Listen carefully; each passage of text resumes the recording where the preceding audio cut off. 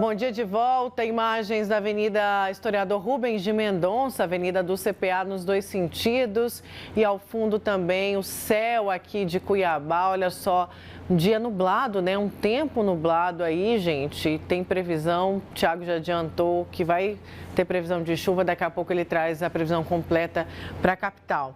Você lembra daquela enquete ontem que a gente soltou, estava no nosso portal G1 Mato Grosso, perguntando que com o aumento desses casos de Covid, da própria gripe, se deveria ser adotada, né, medidas restritivas diante desse cenário.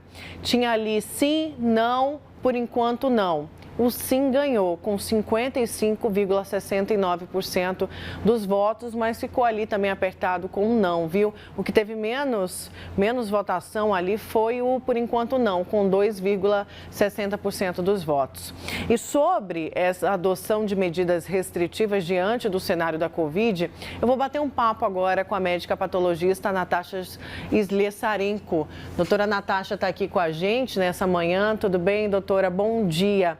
A gente está vendo esses números, né, da Covid aumentarem, mas com impacto menor, principalmente para os vacinados. É hora de tomar algumas medidas de biossegurança, as prefeituras principalmente?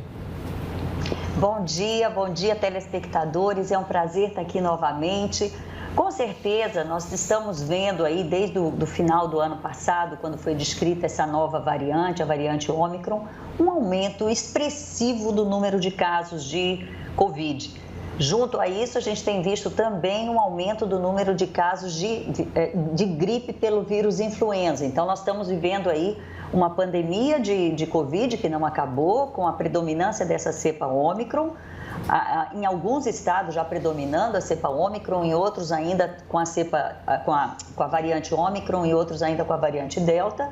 E ainda temos aí essa gripe acontecendo com a cepa H3N2. Com relação às medidas, na verdade a situação epidemiológica é muito diferente do que a gente viveu aí nas outras ondas.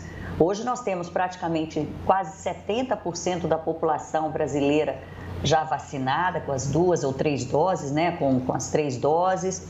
Nós temos uma cepa que é muito contagiosa, que é a variante Ômicron. Entretanto, ela tem um poder, graças a Deus, de casos graves muito pequenos. Então, isso nos deixa numa situação bastante confortável. Entretanto, as medidas de proteção individual, que a gente chama aí as chamadas medidas não farmacológicas, vão precisar continuar sendo tomadas. E essas medidas incluem o quê? O uso de máscaras, a lavagem frequente das mãos, evitar aglomerações e manter o distanciamento social. Agora, lockdown, não se fala mais nisso, porque realmente o momento epidemiológico é outro. Agora, precisamos realmente que se tenha essa consciência de que não acabou a pandemia, de que a pandemia ainda está vigente, que ainda temos óbitos por causa da Covid, mas o momento realmente é bastante diverso, bastante diferente daquele que a gente viveu. É claro que essas festas que incluem muita aglomeração, carnaval, isso realmente já foi suspenso, como em algumas das grandes capitais, porque realmente é um momento de grande disseminação do vírus. Doutora, pode-se dizer que agora a grande discussão é justamente o chamamento das pessoas para se vacinarem? Eu pergunto isso porque o prefeito de Pontes e Lacerda fez um apelo enorme, né? Falou assim, olha, tem a segunda dose, está ali, tem gente que não completou aqui na cidade, o esquema vacinal tem que ser completo, porque como a senhora falou, a variante ela é altamente contagiosa, mas os vacinados não sentem tanto o efeito dela, é isso mesmo?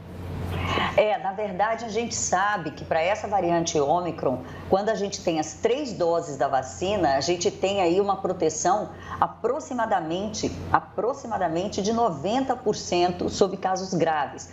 É importante que a população se vacine, é importante que a população toda tome o esquema completo de vacinas. Por quê? porque hoje a gente tem visto que os casos que estão internados, os casos graves, são todos os casos que não tomaram, a maioria deles, a imensa maioria, são casos que não se vacinaram ou se vacinaram incompletamente. Então é muito importante que a população procure fazer o esquema completo de vacinação. Aí fala, mas a vacina não protege de pegar de novo, a vacina não protege de transmitir. Ok, a vacina não é esterilizante, realmente ela não impede de você pegar de novo, mas ela impede as formas graves, ela impede internação, ela impede intubação, ela impede óbito. E isso é muito importante. Então, para que o vírus diminua a circulação numa população, é importante que grande parte dessa população tenha anticorpo para se defender desse vírus. E os anticorpos a gente adquire ou pegando a doença ou tomando vacina. E pegar a doença pode ser muito perigoso, porque você pode morrer. Agora, falando dessa grande parte da população vacinada, né? A gente sabe que tem gente que ainda insiste em não se vacinar, mas do outro lado, a gente tem uma conscientização grande, inclusive por parte dos pais que entendem a necessidade de terem seus filhos também vacinados. Crianças que circulam, crianças que vão em parques, crianças que frequentam as escolas, que agora estão retornando às aulas. E a gente está nessa expectativa da chegada de imunizantes enviadas pelo Ministério da Saúde para vacinarem as crianças. Mas ainda tem pai resistente. Doutora, eu queria que a senhora falasse um pouquinho disso, né? A importância de se vacinar também as crianças para erradicar uma doença no nosso país. Esse ponto que você tocou é extremamente importante. Eu represento o Conselho Federal de Medicina junto ao CETAI, que é a Câmara Técnica que assessora o Ministério da Saúde para a vacina de Covid. Então, a gente está nessa discussão de vacina de criança já há alguns meses. E em dezembro, o CETAI definiu, então, que seriam vacinadas as crianças. Chegou a hora de vacinar as crianças.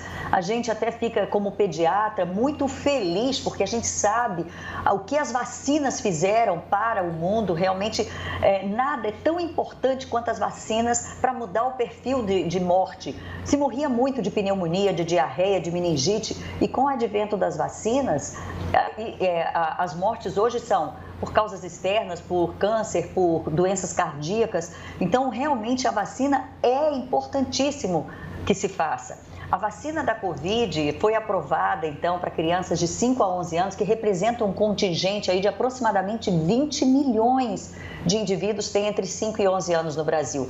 É uma parcela muito importante.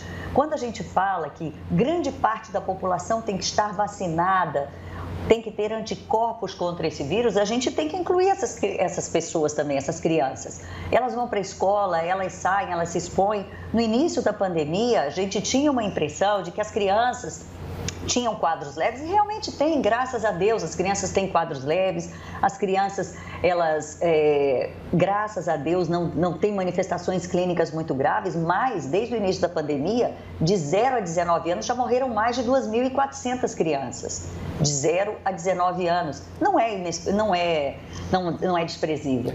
Doutora, segura um minutinho com a gente aqui, precisamos ir para o intervalo, tem só mais uma dúvida depois do intervalo, inclusive dúvida enviada pelo nosso telespectador sobre o uso da máscara ao ar livre. A gente já volta então com a doutora Natasha Slessarenko para falar, né, sobre a Covid, sobre esse momento, se é preciso adotar, né, medidas mais restritivas, não lockdown, gente, mas autocuidado mesmo. A gente já volta. Cara, que daí tá fazendo assim, tá pesado.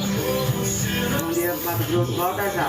Obrigada, minha linda. E com trilha sonora, né, aí ao fundo. Valeu.